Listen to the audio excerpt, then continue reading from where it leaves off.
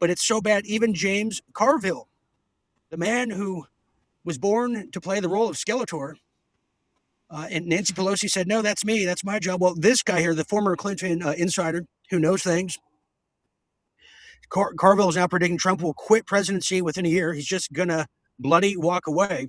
Democratic operative James Carville, who he's my go-to. Democrat has now predicted that Trump will resign from the presidency before this time next year. Carville cited looming midterm elections in November as the catalyst. Republicans narrowly control the House, but are expected to, by many, to lose the lower chamber to take the Senate. Meanwhile, Democrats would need to net 4 seats. Here's a quote. He says, Trump has no earthly idea of what's coming for him. No, I agree. He's so insulated. He's past carry. He looks drugged up. Carville said Sunday, just over the weekend, he said, they're not telling him the vote against him in November is going to be breathtaking.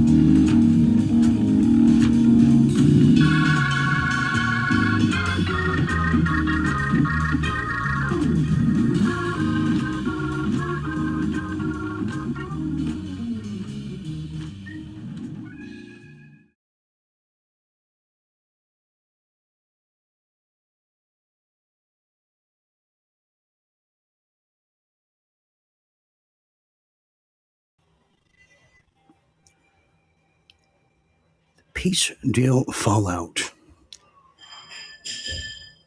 Good evening, everybody. Welcome to Late Night Update. I am your late night host, Dean Ryan, on location in a very well unknown location, hiding just because. But tonight is no hiding, no escaping, and no fear of the Reaper, too, because it is the peace deal fallout. And when there's fallout, well, there's yours truly. I'm there to monitor and witness it all. It is a scorching summer here as we are changing the seasons once again. The bipolar weather is very upsetting. A lot of people who are wondering, why is it so hot? Why is the water so hot here in Southern California? Usually it's a sign of earthquakes to come. But I believe, because I'm that way, that they're heating up the oceans out here to move it east for the hurricane season that's upon us. Yes, and that's just your daily weather forecast for you. Tonight is the peace deal fallout. We're going to be getting into a few honed in things here tonight as the Iran deal is really touching a nerve, pinching a nerve with a lot of people. The Israeli First crowd is very upset. Laura Loomer is so crazy upset. She's getting the mange, and somebody's going to get bit the way she's going. Also, Netanyahu is not happy about it at all. No, they're not. And the mullahs, as they call them, over there in Iran, they seem to be quite content, as their heart is content. But how is Donald Trump, as we focus on his well-being through this time and a real mess he's created, but will he be able to pull out of the incredible war mess he's created with Netanyahu? We're going to find out. It's a very dangerous time to be in America right now, and what a time to be alive, too, if I might add. Plus, the G7. Yes, the G7 is in full effect. I did not attend this year, but there's a lot of talk about it, as I have a few clips of Trump at the G7 really addressing a lot of things, including, but not limited to, the insider trading. Yeah. Yeah, the scandal of well, his lifetime. He's been called the Bernie Madoff of politics, and quite frankly, if history was correct, he would have been the lead character of Mr. Gecko from Wall Street by Oliver Stone. Well, here we are again in real life.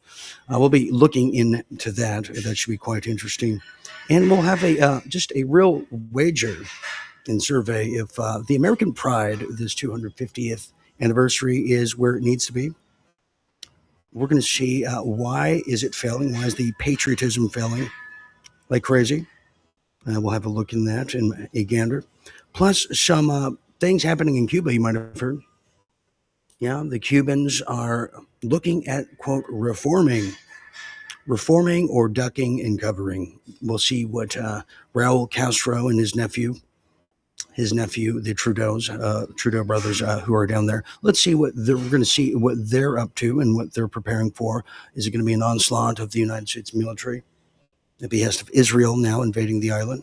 We'll find out. And also, we have some human interest as the culture is changing. Gen Z is becoming into their own footprint. Yes, and a lot of changes in the culture. You don't want to miss that. And the a little honing in on the fertility drop out there. Men, you have a lot of work to do, and I'm going to tell you exactly why and how that is. So, a lot of that here on a late night update right here at Real Deal Media's finest. We're broadcasting live on a very redacted Real Deal Media tonight on Facebook. Hello, all of you. Very shadow banned page. I'm proud of that title, as well as X and our incredible Frozen Margarita Rumble page over there on Rumble.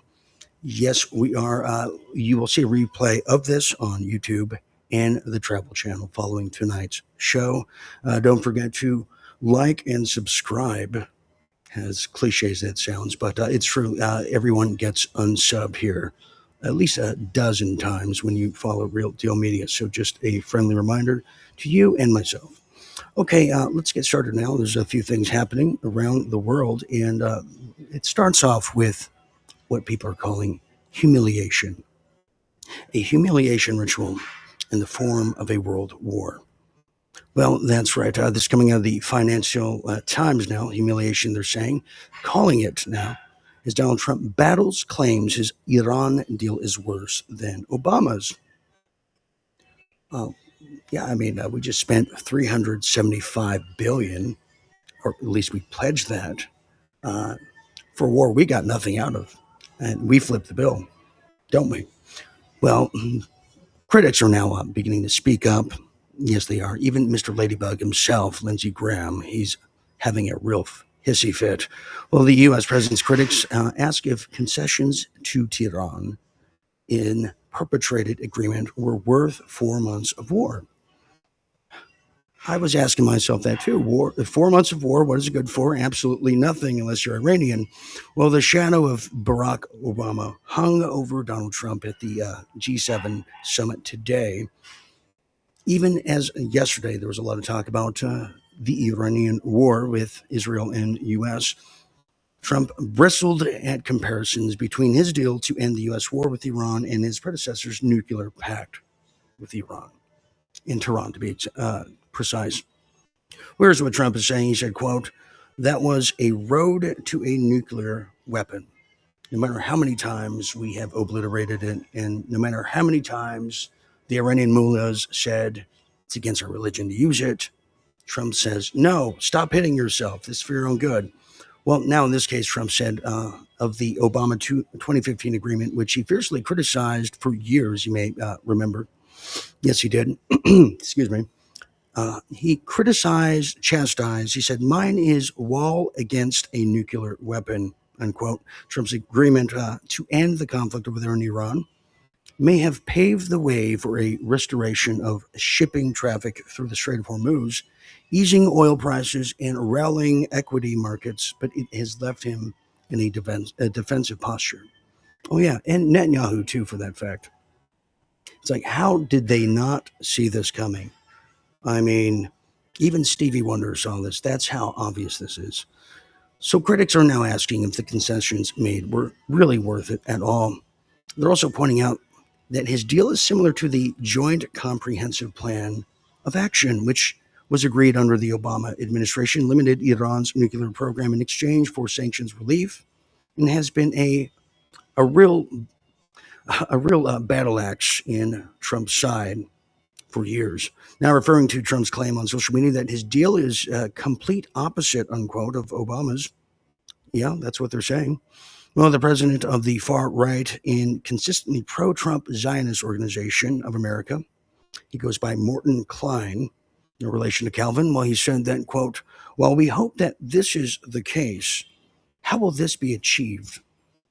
There appears to be no agreement at the time on how or whether to remove Iran's nuclear stockpiles and a decommission in its nuclear faculties. Well, basically, I agree, and I think the Israeli IDF soldiers, right? They're going to be part of our military. I think they should go first on Krog Island over there on the huge continent of Iran, that country. They should go first. Give them the muskets. Let them see what they can do. Why should we prevent them from reaching their true potential? I'm asking myself constantly. Well, this Zionist also went on saying further, quote, it's doubtful that any agreement that arises is going to be significantly different or a significant improvement from a deal that we had in the first place and had worked for a long stretch of time before we, the United States, pulled out of it. Now, this is actually from Obama. This is what he said in a recent ABC interview that's due to be aired tonight, right now, actually. If you want to flip over there and check it out, go for it. Well, now Trump's relationship with his first term predecessor has always been a bit better, you may recall. Almost like odds ends and opposites attract, in a way, the odd couple. He's called Obama the most ignorant president in history, which is the irony of that is quite poisonous. And a disaster, he's also been calling him. That's right. He's ditching the GCPOA was one of the signature foreign policy achievements of his first term, if you recall, Trump 1.0. Now, what about J.D. Vance? What about our favorite Mr. Smoky Eyes? Well, the vice president and the top Republican contender, many have said, except for me, well, he said, has been at pains to point out the differences in the two deals as he defended Trump's agreement in a series of television interviews in recent days. And let me tell you, I have seen car salesmen really reach the level of cold call sales that J.D. Vance has now achieved. And it is astonishing to see this man juggle so much, the sweat pouring from his brow, melting the smoky eyes, and it is quite the scene. I've never seen a salesman like that before. Well, now, although Trump has not released the entire agreement, the memorandum of agreement, yes, he's not released the text, which is due to be signed at a ceremony in Switzerland on Friday, it's now unsettling many Republicans in Congress who love war and the taste of blood. They do, and they love Israel as well, and they can't get enough of it. Well, now people are saying a deal of this magnitude deserves thorough review. It is critical that the Senate has the opportunity to examine the details, ask tough questions, and ensure Americans' interest and those of our allies are protected. Joni Ernst of the Republican Senate over there of Iowa. Well, Joni, I don't know if they're getting high off the potato fumes, but us pulling out of the Middle East has been the greatest thing, and it's something that we wish Mr. Joni Ernst's parents did many years ago. Well, now, just to add a bit, asked by a reporter whether he was confident Iran would give up its nuclear ambitions, no matter how many times they say it. Well, John Kennedy, you may know him as the Louisiana Republican senator, the man with many whimsical chimings during his stature over there in the Congress. Well, he said, quote, unless you were homeschooled by a day drinker, no one's confident that Iran is going to do anything. Here's another one. He is on the take, too. Are you keeping score at home? How many treasonous swines we have as representatives? A lot of them. A lot of them. So it gets just good. I mean, even the Conservative National Review just days ago called on the president to, quote, release the text. They want to release the text so they can plan out their summer of psyops of false flags. They need the the itinerary of how to do this. They need to know the focal points, the weakness of it all. And they're going to try to take a true pop shot at Trump this time. And he knows it. He knows it. Just unbelievable. Now, what about the Democrats? What about the Democrats? And I haven't thought about them in quite some time, but many people are asking, are they ready to attack? Well, this is what some of them are saying. This is from Chris Murphy, a Democratic senator from Connecticut, also known as Connecticut. Well, he said, quote, while we want it to end, this agreement will be proof positive to the American people of what an absolute dumpster fire this war has been from start to finish. You know what? It sounds like he rehearsed that, didn't it? That was not off the cuffs. No, listen to this. Even a senior fellow at the Middle East Institute over there in Washington, think tank, said even when the text was released, it would be like Swiss cheese, given the number of gaps that need to be filled with many toughest issues left to be thrashed out by the U.S. and Iranian negotiators. I mean, this is, I don't know who appointed us as the chaperones of other countries, right? Who appointed us as like the team captain, the quarterback, when really this is the greatest opportunity for the United States to get back into peacetime industries, revitalize the country, fix our railroads, bring the heavy-handed justice down on the NGOs giving us the homeless industrial complex, and truly take back the country and do it through means of peace, innovation, and not war. Does John Kennedy, or what's his name, Kennedy from Louisiana, does he understand that? Can he put down his moon pie for a minute and just realize the reality, get off the teat of AIPAC? Unbelievable stuff. Now, what about all the MAGA hawks? Well, I've thought about this. Well, MAGA hawk mutiny, they're now calling it. It's now deepening Trump's isolation on Iran. Very sad, very sad. We know who the hawks are. We know Ben Shapiro, Mark Levin. Yes, all the just good-looking people over there on the conservative side, right, ladies? Right. But let me tell you more about the MAGA hawks, as they're now calling it. It's rather interesting. Well, since the deal has been tentatively signed, it's now opened an explosive second front in the MAGA civil war waged by hawkish allies who view the U.S. concessions as a essential betrayal of Israel. Isn't that just gaslighting within gaslighting right there? Now, here's why it matters. Now, across 2 terms and 11 years in the political spotlight, no issue has divided Trump's base more than the Iranian war, and I would also say, parentheses, Israel. Absolutely. And you can add that to the Democrat Party in politics, period. Well, when the U.S. strikes began, leading isolationists, as they call it, this is coming out of Axios, Tucker Carlson, Marjorie Greene Taylor, were excommunicated for suggesting Trump had abandoned American first principles on behalf of Israel. Just a small suggestion, and it turned into a huge fury, a backlash. Now, 3 months later, here we are in the interim deal in hand, peace potentially on the horizon. I could almost taste it and smell it. What a tease. The Republican hawks who cheered Trump into battle are now leading their own furious rebellion, and these people are pissed, I'll tell you. They are extremely, and I really feel that if they had access to grenade launchers, we would be, we would be seeing the true Mark Levin, who all get paid by Israel. Continuing here, Trump's inflamed backlash now is now growing by praising Iran's negotiators in bilateral meetings with Qatar, a key mediator who Israelis hate, but happen to be our biggest ally, Qatar, that is. Well, instead of me trying to tell you, let me continue this, but here's a little example of some of the rhetoric Trump has been saying at the G7. Check this out. Do it. I mean, you have people living there. Buildings are being dropped on top of them or right alongside of them.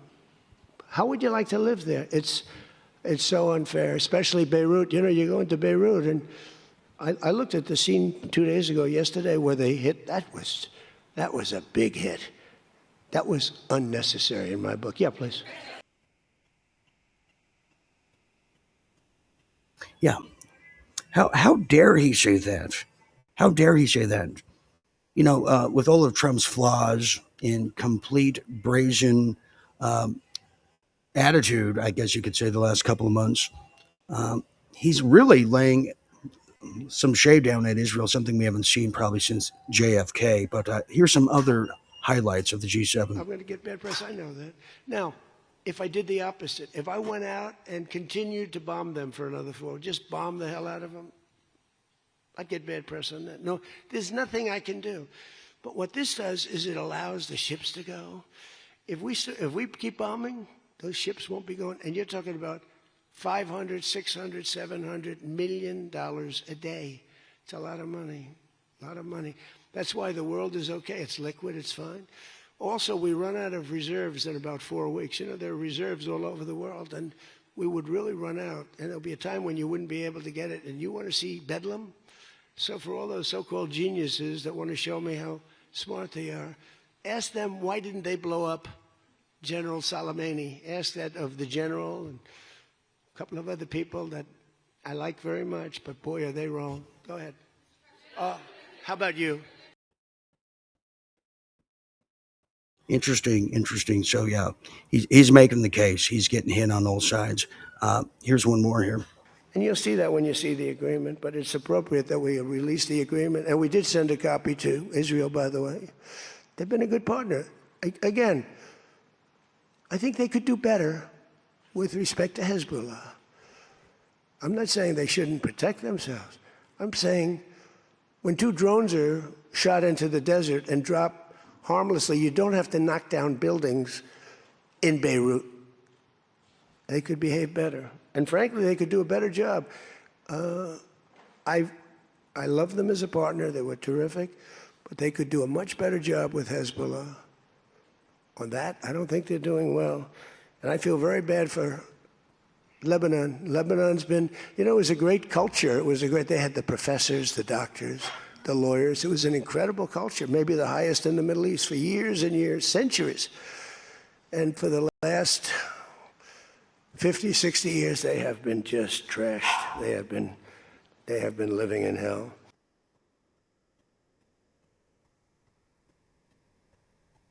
Living in hell.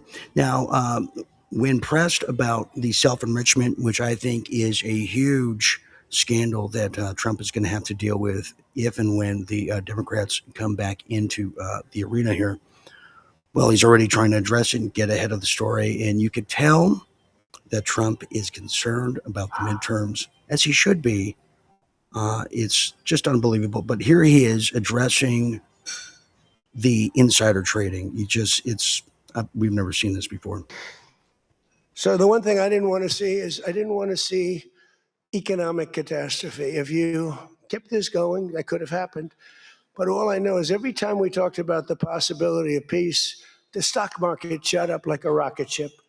It never went down.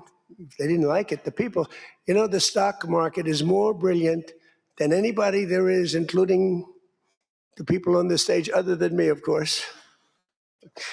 Let's see. I don't know. What do you think, Scott? Is the stock market more brilliant than you? No, sir. Oh, that's a terrible statement.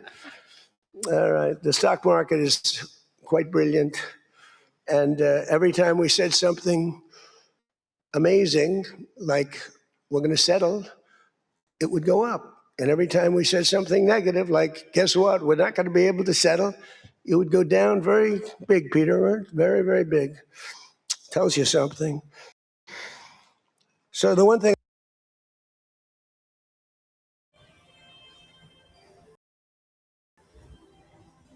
Yeah, exactly. There you go. It tells you something. And finally, just to reiterate the anger, the utter dismay, the fury, the buyer's remorse, because everyone has just an ounce of that. Well, here is the man with the caterpillar eyebrows himself. Here is Ben Shapiro, the human android. Here's what he has to say on Fox just hours ago. Just from the text, a disaster that does not achieve any of the actual signal goals that were set by the administration at the beginning. There were effectively 5 goals that were set by the administration at the beginning. One was ending the nuclear program, not just nuclear weapons, no nuclear enrichment, zero enrichment.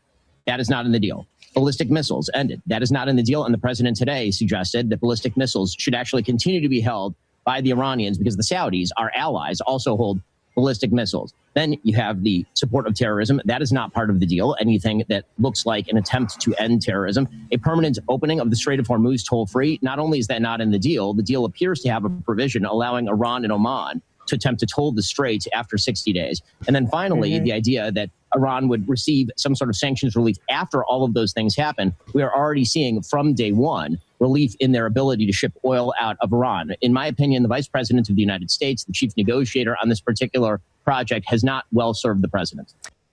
With that said, this MOU appears to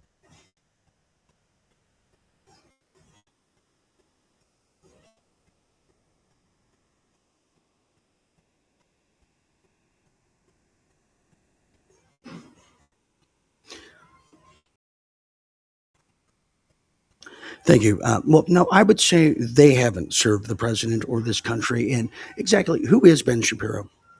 And when you look further into who his family is, yeah, they're tied to Mossad. No shocker there. So everything's being revealed. The cat is out of the bag. Yes, it is. And the cat's wearing a yarmulke, we're finding out. Now, yeah, so the G7 happened, and Trump kept saying, he's the boss, he's the boss. It's a different world now.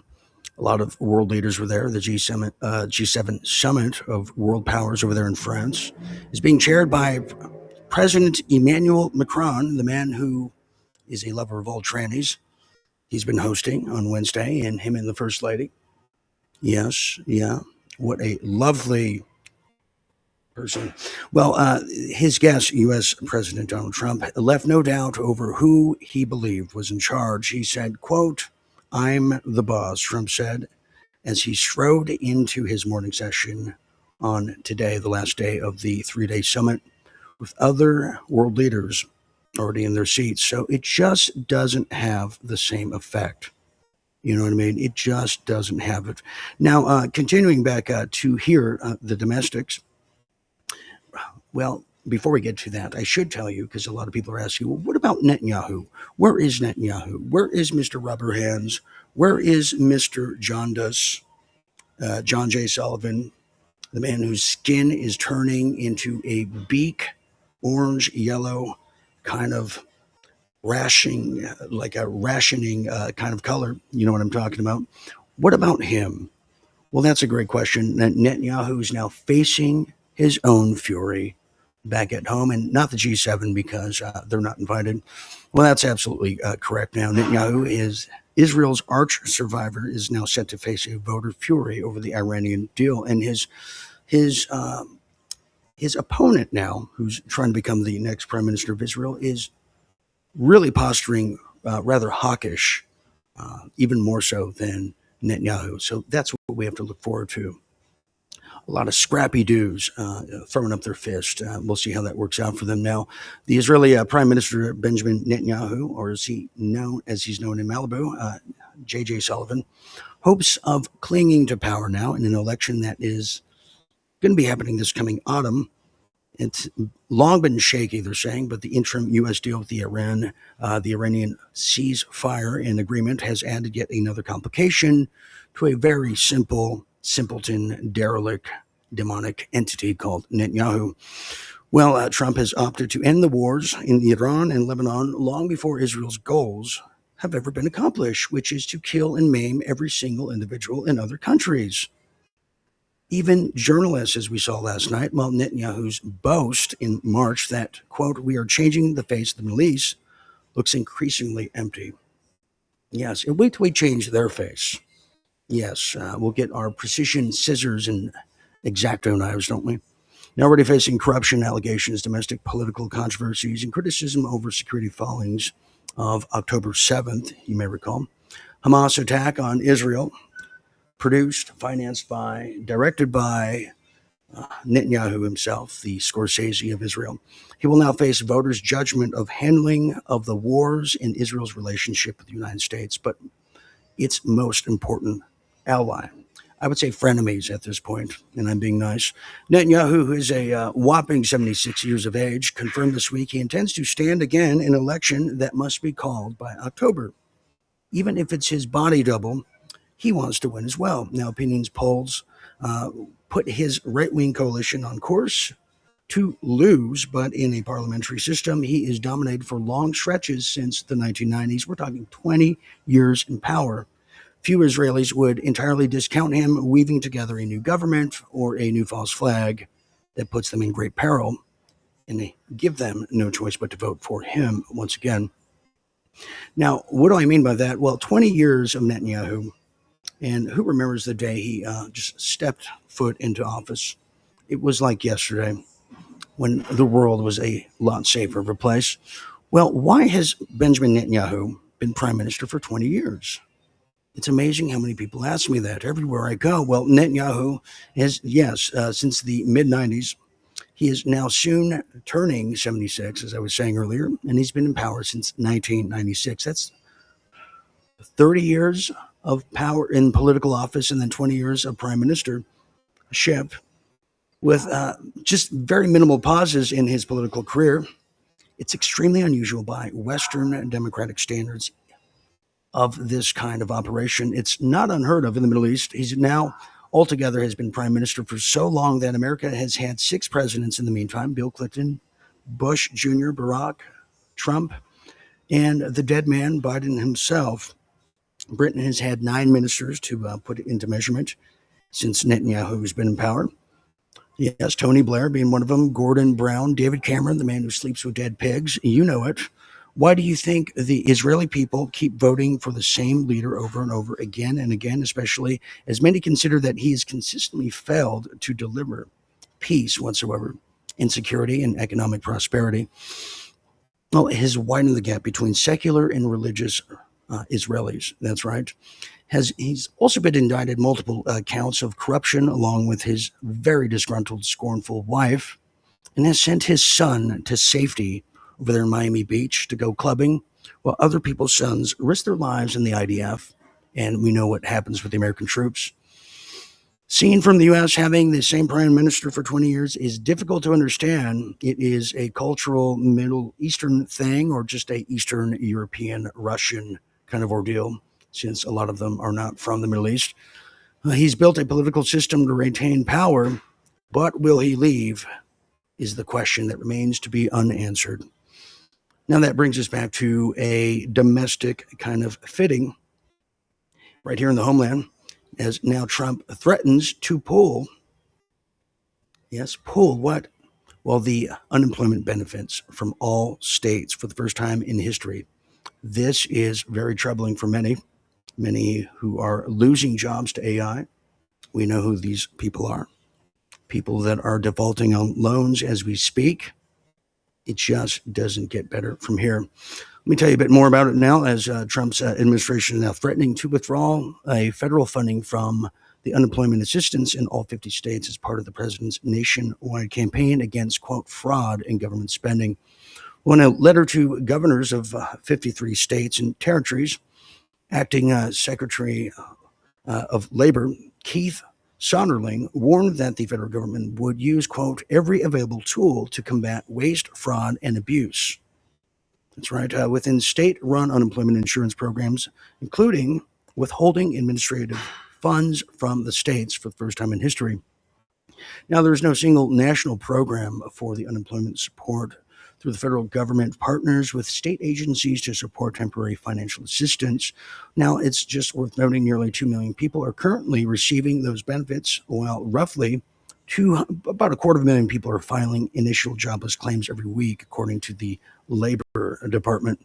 Now, most unemployed Americans face bureaucratic hurdles to receive these benefits, as we know them. Most states provide roughly 6 months of payments to qualified Americans. Those programs are typically covered by individual states through state unemployment taxes paid by employers, but the federal government provides support for the administrative cost. Without that support, the loss in funding could force state-run systems to, you guessed it, shut down. That would be a huge loss here in the homeland. And they're already taking things away from the food stamps, if you recall from last year. Just unbelievable. Now, this probably weighs into and plays into a new survey that just came out, why American pride has fallen off a cliff. Yes, do you have American pride out there? You got red, white, and blue running through your veins. You take your vitamins, say your prayers. Oh, listen to this now.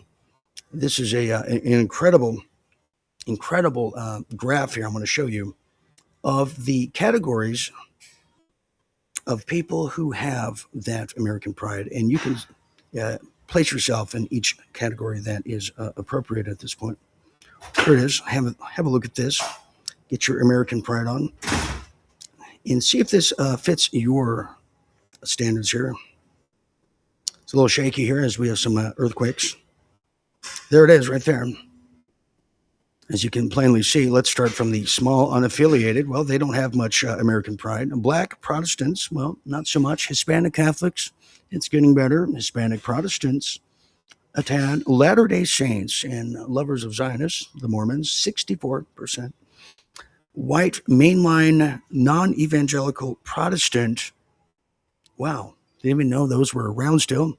Yeah, they're third, and white Catholics second, and white evangelical Protestants at 76% of American pride. If that's you in that category, I guess you could pat yourself on the back on that one, right? Just incredible. So is that going to change for July 4th? I highly doubt. I highly doubt at this point.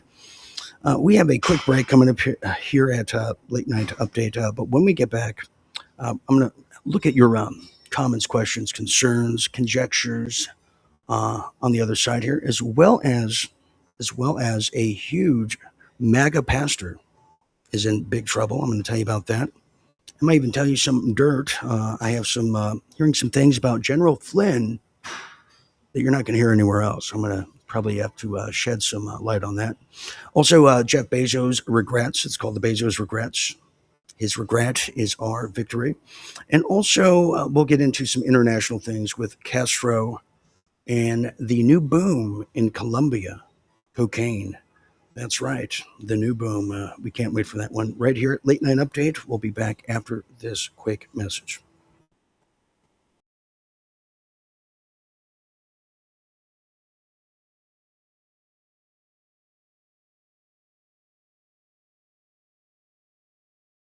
I wanna know that's right. The right is okay, but what's wrong? I wanna short and girl who wears it twice as long. I'm stepping out of this old brown shoe because, baby, I'm in love with you. So glad you came there home with Sam, 'cause I'm telling you.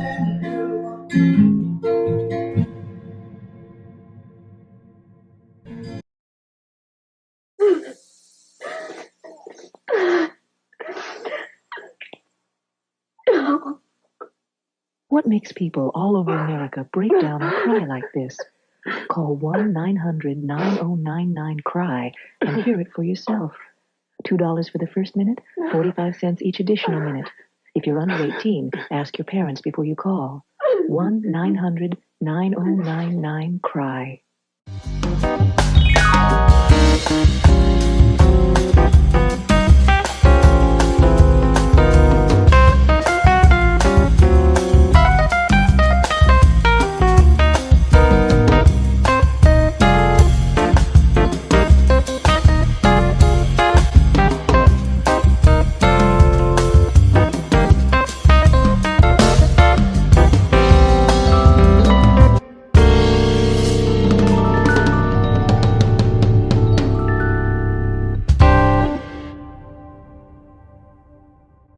I'm so happy with Soul Glow.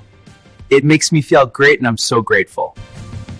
Don't let your soul go, you got to let it shine. Don't let your soul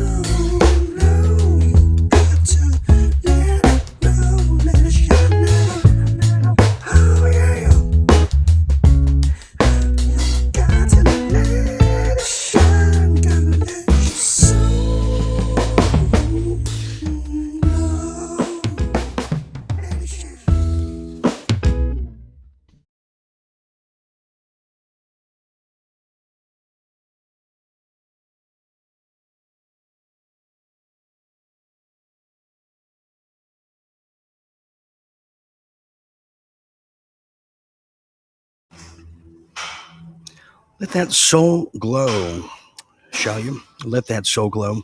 Look at this. I stumbled upon this. Anyone else think it's weird how the first Terminator film is basically about a guy from the year 2029 warning us about a future war with AI robots? What are the odds? What are the odds? What a coincidence. What a coincidence. Welcome back, everybody, to Late Night Update, as tonight is the Peace Deal Fallout. Because where there's peace, well, there's Americans now, and where there's fallout, there's yours truly. So, Dean Ryan here, back at you, cruising with you to midnight and beyond here in this Late Night Update, one of our oldest franchise in the network, on the network, brother. Yeah, some international things here. Somebody alerted me to this here, as tonight's show is brought to you by the Real Deal Media members. By the way, I have a new summer. I must tote and tout. We have some new products coming that I'm working on. One of them is, well, of course, we're going to have our coffee mugs, but yeah, there's just a little example of that. But I have to ask women out there, when you think of summer, what are those colors that you attribute to summertime? That's what I want to know out there. And guys, well, you might have to skip this one out. So there's my question for you. Anyways, anyhow, we're going to continue on now, forging ahead, as this brings us now to Canada. Yes, the country above us, right here in the United States. Yes, Canada is now introducing, very similar to England. Isn't it interesting how England sets the tone? Queer Starmer said nobody 16 and under is going to be on social media. The digital ID protections, they want to protect you. The nanny state is coming back, and they're wearing one glove. Well, now Canada said, that's right, we're part of the Commonwealth too, except we don't recognize the Magna Carta in this case. Well, Canada has now introduced a new bill. C-36 introduces a privacy reform. Enforcement changes now. The bill, C-36, and initially I thought it was double D-36, but I was wrong. Well, it's Bill C-36 would recognize a privacy as a fundamental right, strengthen the consent and deletion rights, increase protections for children. Yes, and shift private sector enforcement to a new digital safety and data protection commission with significant penalty powers. So basically a smoky room of these bureaucratic Canadians, in name only, that will decide. They'll decide what penalty they'll give you, and just how protected you are online. And they'll decide if they allow you and if they unperson you. Now, as Canada introduced its long-awaiting privacy reform legislation, the Protecting Privacy and Consumer Data Act, well, not many people are joyful and cheerful about it, as the strengthened consent is really a strengthened draconian consent, if you ask anybody who knows a thing or two. Well, the bill looks to modernize many things, implementing stronger requirements for obtaining meaningful consent, allowing consumers to request the companies delete their data, including AI deepfakes, creating additional obligations. Now, this sounds great. This sounds just totally fantastic. But as we know around here, the road to hell is just off the 101, and it's always with good intentions, is it not? So the Canadian people are giving the power of consent and determination and free will to unknown bureaucratic Canadians who are probably just natives of India and or China at this point. And if things go right, it shouldn't be Israel, as they try to exonerate their existence and also null and void any Chinese agreements at the same time. So the Safe Social Media Act, and it's no accident that they're following the footsteps of England just in the past week. Yes, because social media is dangerous, because it'll tell you the truth about what's happening in Canada, which is just the most egregious travesty, one of them in North America, if not the world. And it goes unnoticed for a lot of people around the world because it's just assumed that Canada is... well, they got a good deal with the U.S. They'll protect them from everything. But the question is, who's protecting the individuals? who's protecting the individuals. Now, as I'm telling you that, well, this just now came out, speaking of Canada, is now Canada should indefinitely exclude people with mental illness from assisted dying, a new report says. So if you want to go to the other side of the reality, I guess, if you have mental illness, you should be excluded. But if you're perfectly, fit-minded and sound-minded, oh, no, come on in. We just started up the burners. We'll incinerate you just perfectly. Well, Canada's assisted dying laws should now indefinitely exclude people whose sole condition is mental illness. A new parliamentary committee report recommends. How about scrap the whole thing altogether? How about scrap the whole thing altogether? Or how about we have the politicians and a handful of Mounties go first into the glue factory? Now, the debate around expanding medical assistance in dying, known as MAID, to people with mental illness is one of the most contentious topics over there in Canada, since the country allowed the end of life policy over a decade ago. And it's no coincidence it happened under Trudeau. The beard, or well, Katy Perry's the beard. Trudeau can't grow one yet. Remember that fake beard? Well, Wednesday, as of today, the report by the Joint House and Senate Committee over there, the medical assistance in dying could guide how and if Canada chooses to move forward on already twice delayed expansion of the program. So they're trying to expand the assisted dying program, where now you can just request it. You can make a call at home.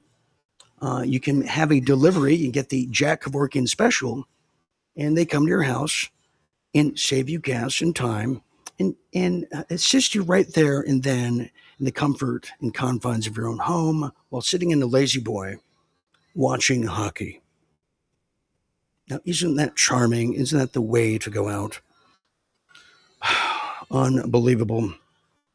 So, yeah, they care about the mental illness. Now, the irony is the mental illness in this equation is really the parliament, the bureaucratic, just massive nightmares over there in Canada. That's the mental illness. That's the rotting, cancerous tumors in North America. And it should be handled and probably put to bed, if not by the Canadian government, if not by the Trump administration, the state powers right here in the U.S. that border Canada, I think could really change the game, if you know what I mean. Montana, Wyoming, maybe Michigan, we'll see. Anyways, that's what's happening in Canada. A very, very timely, interesting, and all the above. Now that brings us to Cuba. Cuba, the home of the empanadas. Yes, we know about that. Let me tell you about Cuba now. As Castro, the remaining surviving of the Castro brothers, one of the most infamous family and siblings in all of human history. Yeah. Well, now there's a new change of heart. It's now seeming to be. That's absolutely correct. Now, as Raul Castro gives crucial backing to Cuba reforms, can't they just let this man retire? Can't they just let this man retire in his 1955 enclave over there in Havana? You know, just let the man take his Metamucil, watch his Matlock, and eat his Cuban TV dinner without trying to drag him back in. Well, now, Cuba's powerful ex-president, Raul Castro, and brother of Fidel, well, he just said today he threw his weight behind liberal reforms, he's now calling them, aimed at reviving the collapsing economy in the face of a crippling U.S. blockade, which is just atrocious, if you ask me. Well, the Cuban government has announced a series of fast-track reforms to open more sectors into private investment, attract more capital from Cuba's living abroad, and shrink the state. Well, now the President Miguel Diaz has presented the measures, some of which are set to be approved by the National Assembly as of tomorrow or the next day, just a week after being unveiled as the most substantial in years. Now, the Communist Party's itinerary held a extraordinary meeting earlier today. Castro, widely seen as the power behind the throne, backed by the proposals in letters shown to his parliament as being the most beneficial to the revolution at this time. So this man has been in a so-called revolution practically his whole life. I mean, this is a diplomacy that is always doomed to fail. And you want to see the model of true diplomacy, true economic friendly relations. Look what happened to Vietnam. Look what happened to Vietnam. They're a so-called communist country, and it's a thriving country. It's a country where many Americans go to visit, and we have a friendly relationship with them. I can't imagine why that's not being considered this time around. What does Marco Rubio know? Bathhouse Marco. Anyways, so that's what's happening in Cuba. They're just trying to cover their own derrieres. Finally, here in the international world, there's now a new boom happening. Not a bust, but a boom, rather. And I'm talking about a boom that is taking place in Colombia. And to be more precise, I'm talking about cocaine. Yes, an incredible product by many who have had pure cocaine, as Eric Clapton. In fact, he has a great song out there about it. But in this case, well, I mean, in full transparency, you can't get cocaine anymore. It does not exist in the United States. I'm sorry, and baby laxative does not count. Well, now in this case, Nora Taquanas thought the stability had finally come to her part of rural Colombia over there.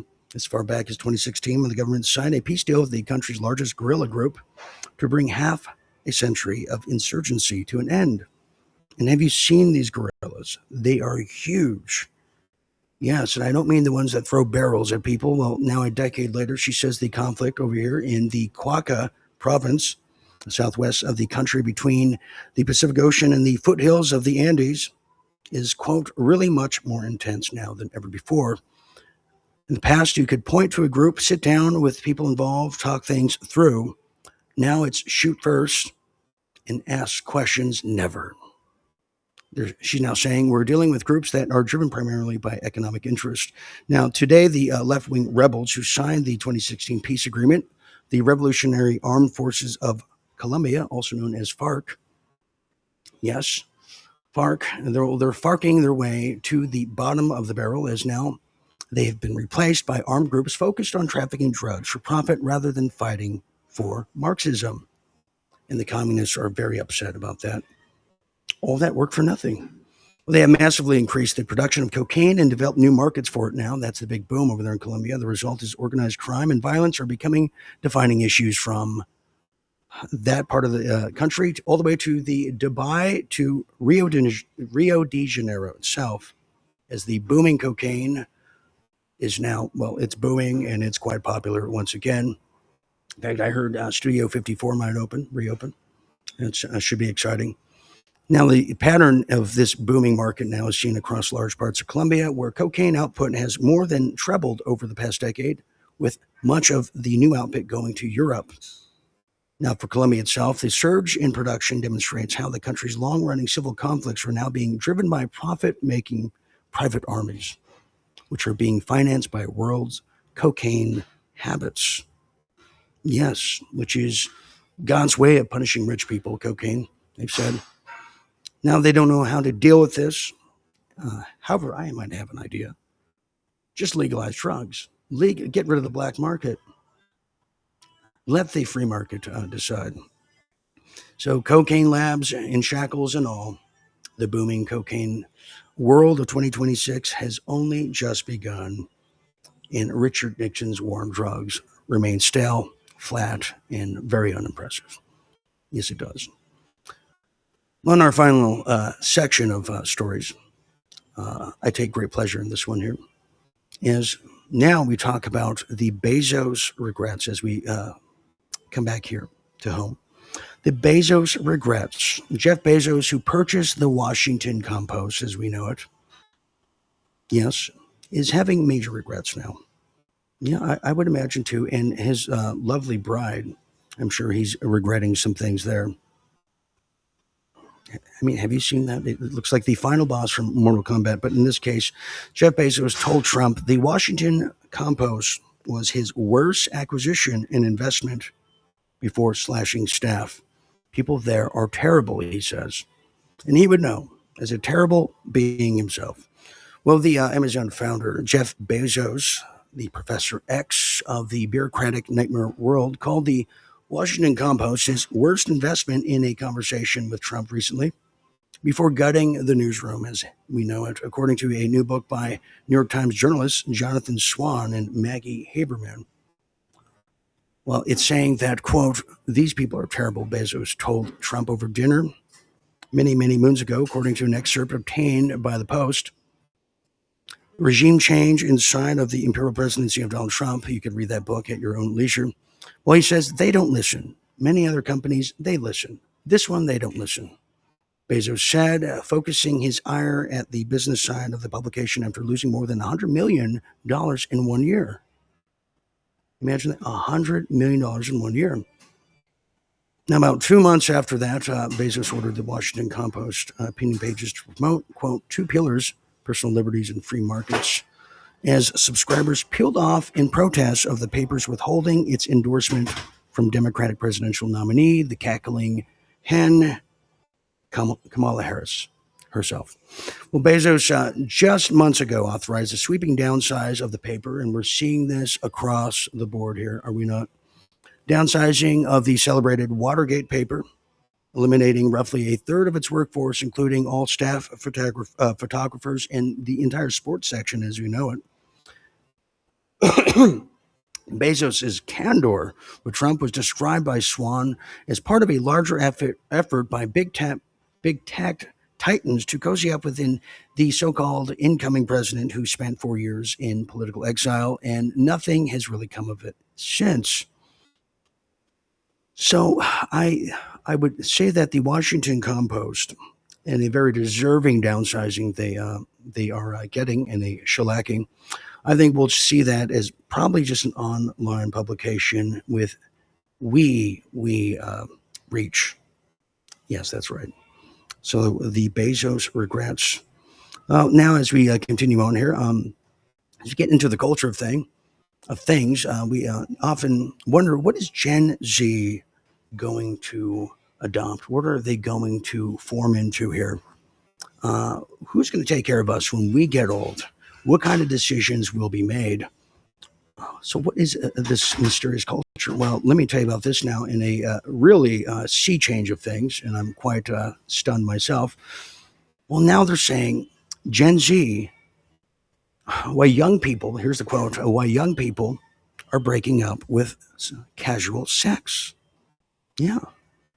Yeah, this is coming out of news.com over there in Australia, and where casual sex might be a thing of the past over there in the land down under.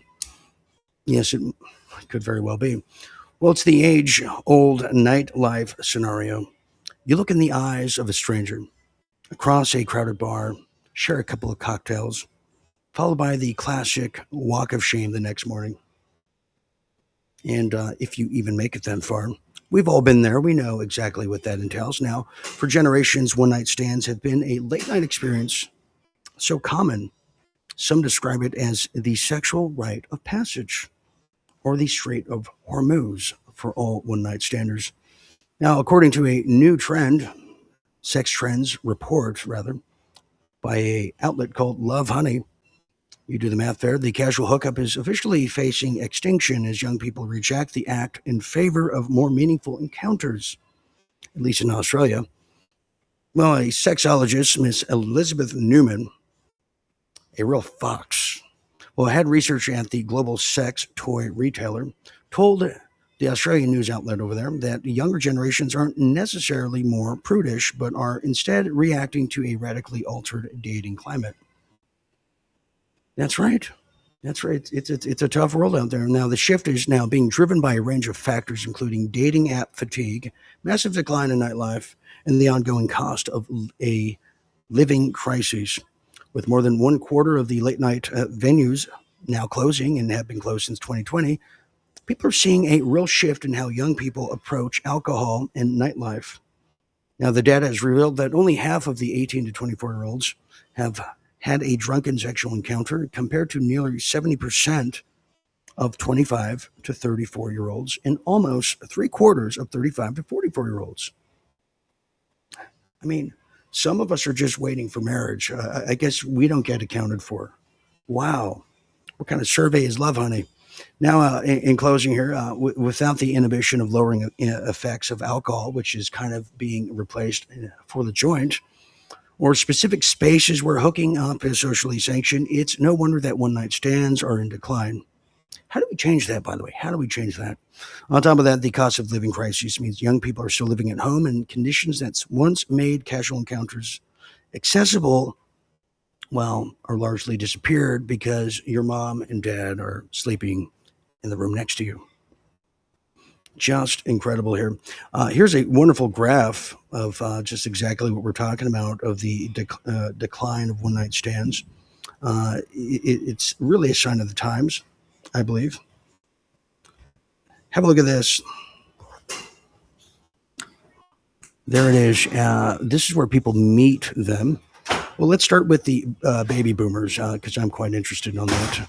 Well, the pink is clubs, and the well, they could have had more colors on here, but the deep purple, that's work, and the light purple is dating app, and the red is the gym, and that's where people are meeting potential suitors.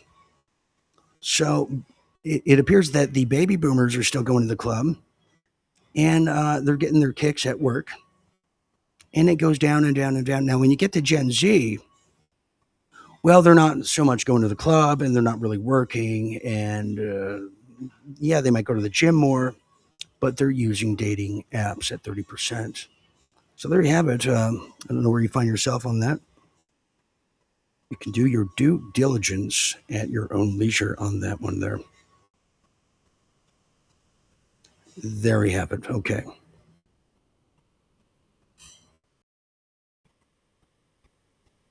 Continuing as we now finish.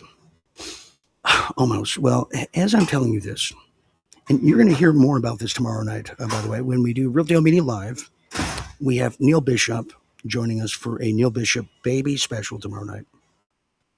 And this, it may answer the question of why fertility is dropping in the Western world.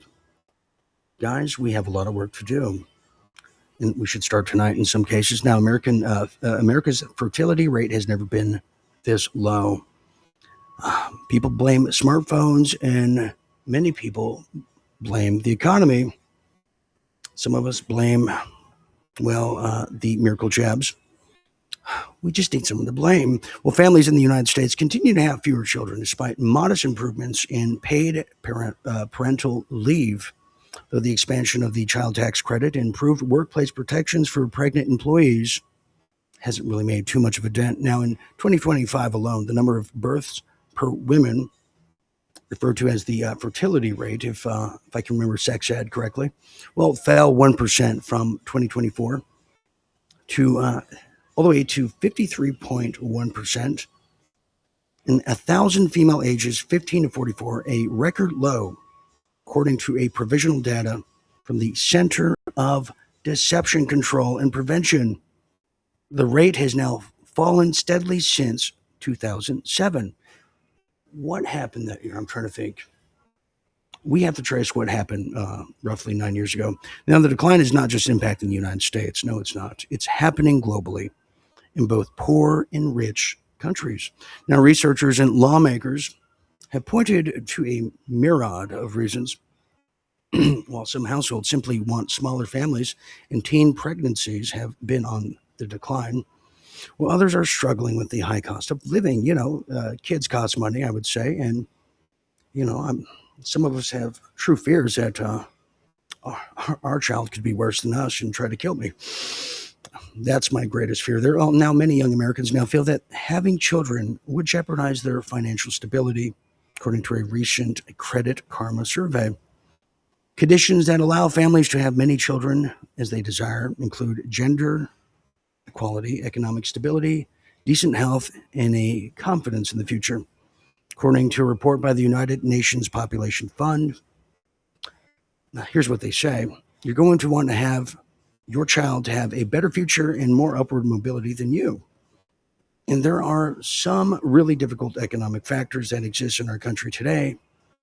Unless you're okay with that, you might have a problem. Now, what are these? Economic uncertainty, cost of housing, cost of childcare and tuition, time squeeze, basically time management, smartphones, and other cultural changes all attribute to the fertility issue.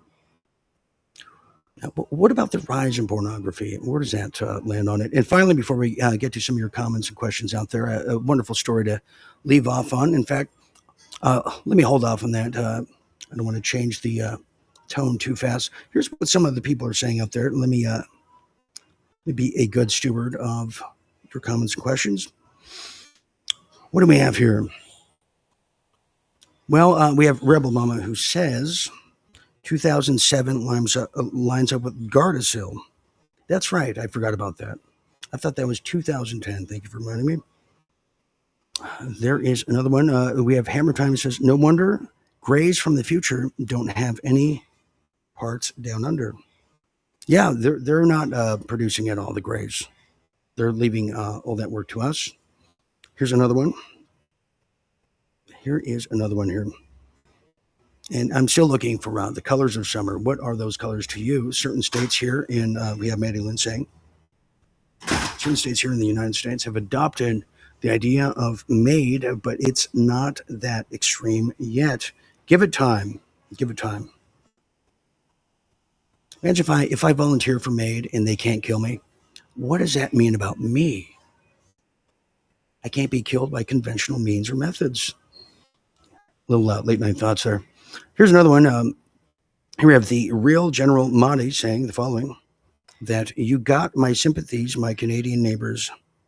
Yeah, I'll tell you, they get overlooked sometimes, taken for granted. Okay, and real General is on fire tonight, saying Colombia is winning their World Cup against the Uzbekistan right now. Didn't Canada's soccer team just lose to the, was it U.S. or something the other day? I wonder. You know what? I forgot a story about the pastor. Thank you. Someone reminded me about that. They said the white evangelical Protestant. I have a story on that. I might share that with you. Okay. And let me tell you about this real quick. I won't do the whole story, but I am quite fascinated by this, as a Trump-backed pastor quits after the Daily Mail exposed kissing scandal with Miss Oklahoma. Wow. Well, I guess we should just be proud and happy that it's not Mr. Oklahoma in this case. Well, the Trump-backed pastor, who I'm sure is quoting Jimmy Carter, that we all have lust in our hearts and we need forgiveness and peace, love, and understanding. Well, a Trump-backed pastor has dropped out of Oklahoma's Republican primary after the Daily Mail exposed his intimate relationship with a campaign aide. And how romantic is that? Jackson La Mayor said in a statement, quote, after prayerful consideration with my wife, Kendra, who I'm sure is just loving this moment, and his team over the last 24 hours, I've made a difficult decision to suspend my campaign for Congress. Sad. Why would his wife make him quit? I don't want to be a distraction to my family, he says. My church and the great people of Oklahoma's 1st Congressional District, who deserve a strong conservative voice representing them in Washington, and not a philandering, French-kissing bureaucrat. I'm telling you. I didn't even know women found politicians attractive at this day and age. You would think it's the opposite. So, another one. Another backing of a pastor who's quit. Just incredible on that one. Here's a little insight I've received now. I believe, and I can't think of the name of the gentleman who goes by the Street Fighter. Patriot Street Fighter, that's what it is, yeah. Thank you. Well, our very own James Martinez was invited to a recent event in Las Vegas for the Street Fighter man, who has really, it's like a 2020 throwback, him. Anyways, they invited James Martinez to speak, which he decided not to at the very last minute because of the poor attendance and the caliber of folk there. But a Pete Santilli was there, and without further explanation to Mr. Martinez, he saw right away the red flags and anomalies of a federal agent provocateur in street clothing at the Street Fighter event. Now, here is the current scandal, and you'll hear it here first, I believe, and you'll maybe hear it other places. We usually deliver the goods well ahead of schedule. General Michael Flynn, who apparently was scheduled to speak at this event, is now missing. Missing. No one can find him. Nobody knows where he is currently residing. He's not answering phone calls. They don't know. And I'm looking myself. Now, when pressed of why exactly is General Michael Flynn missing, and upon further investigation into it, and a lot of skulking around in the inner depths of insiders who have access to things, they wouldn't go into specifics. However, they said what has been discovered about General Flynn as of late, like very recently, is horrible, very bad. So bad they couldn't even repeat it on the phone, which leads me to believe, and I felt this way about Trump's former attorney, Lynn Wood, the former attorney too of the Ramseys, that the wolves in sheep's clothing have really been at the forefront around all of us the past half decade and change. And could it be that Flynn is doing something that is very Epstein files worthy, and it's looking like that might be the case. The more I find out about it, I'll share. But that would be a true travesty if this turns out to be the truth, and sad at that. But he is missing. He is missing. Yes, I don't like the sound of that. Real General says. Rebel Mama says Juan is running that event. Okay, yes, Juan, Scott McKay. Yes, all blends into one for me. All blends into one. Great observation. Thank you very much. I'm very observant. Final story here tonight, and then I'll make an announcement and show myself the door. Well, here's a wonderful story for all of you. In light of the darkness in the world, the police, who get a bad rap and sometimes very well deserving, I'm proud to say that they have raided a factory and saved 400 cats from being slaughtered and eaten. That's right. This is, speaking of which, is coming out of Vietnam, the country of Vietnam out there. And, just when you thought it was just a stereotype, cliche, folklore of the Vietnamese people over there eating cats, well, it doesn't seem to be the case in this story here. Let me tell you a bit more. Now, they rescued 400 cats from slaughter, and now more than 40 of the rescued cats were reunited with their owners. So these cats were being kidnapped. And we know they do this thing in China, and then they do it with dogs. So they're taking the best friends of Western civilization and making them Western cuisines for the Far East. Well, many owners are now proud to say that they've received word that their loved ones are now coming back home. But several dozen of those rescued have died due to harsh conditions that they were found in. This operation is, quote, a sombering reminder of the enormous scale of Vietnam's cat meat trade. Sad.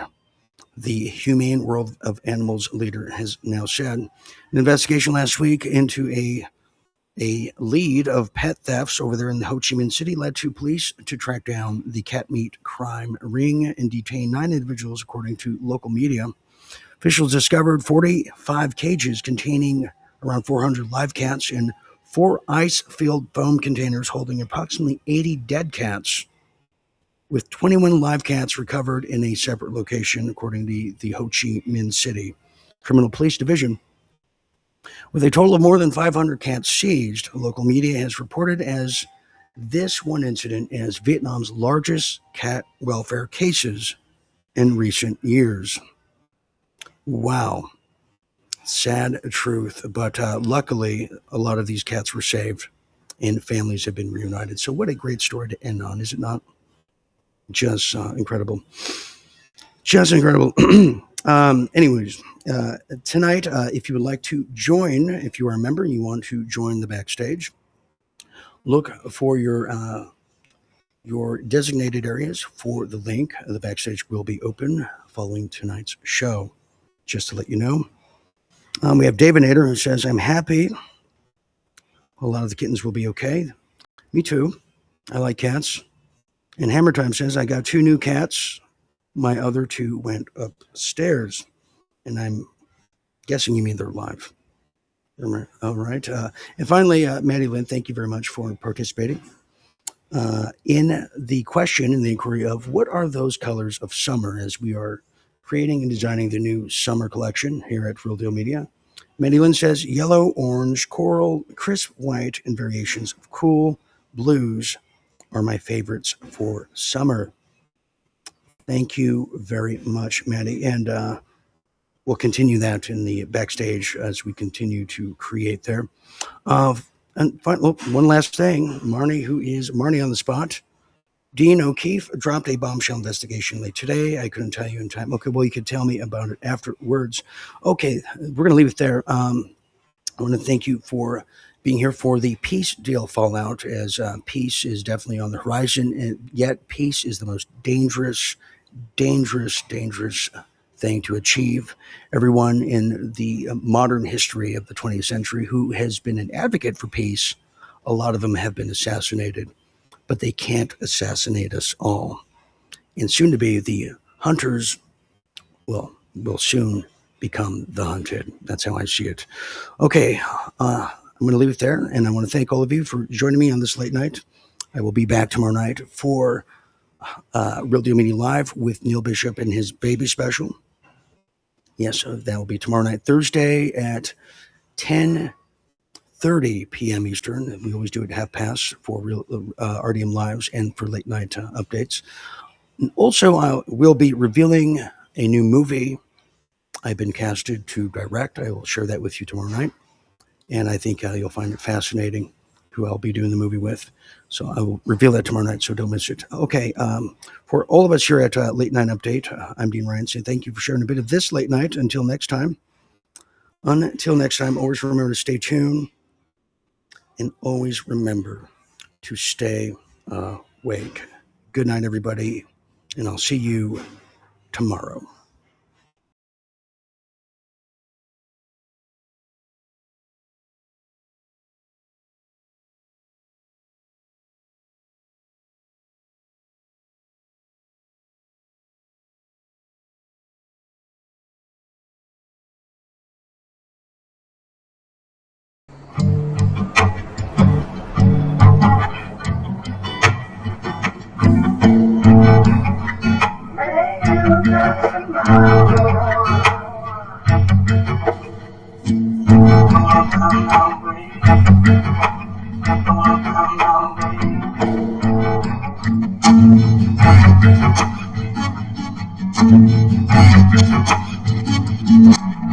Been down and wonder why, living like clowns, people walking around me.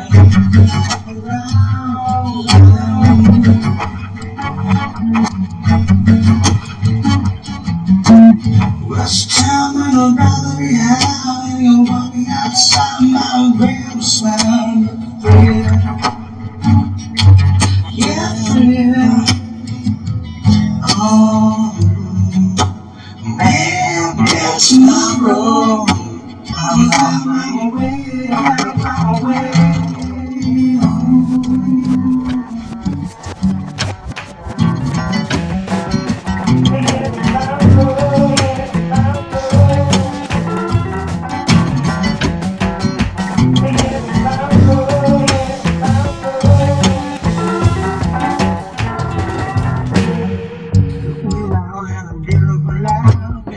Shut down in the inside of the valve of the breeze.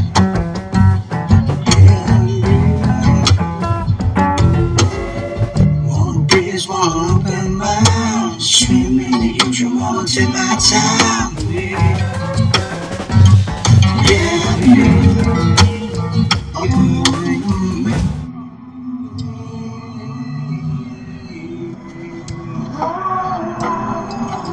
Find my way.